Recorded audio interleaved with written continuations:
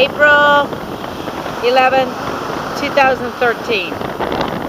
We don't have any snow here. Just a couple white caps.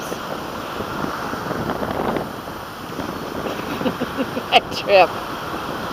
This is all for my Minnesota friends and family. Downtown Lake Park, and we're expecting a blizzard here tonight. Temperatures will be in the 30s. Just kidding. A little windy. That's that nor'easter coming in.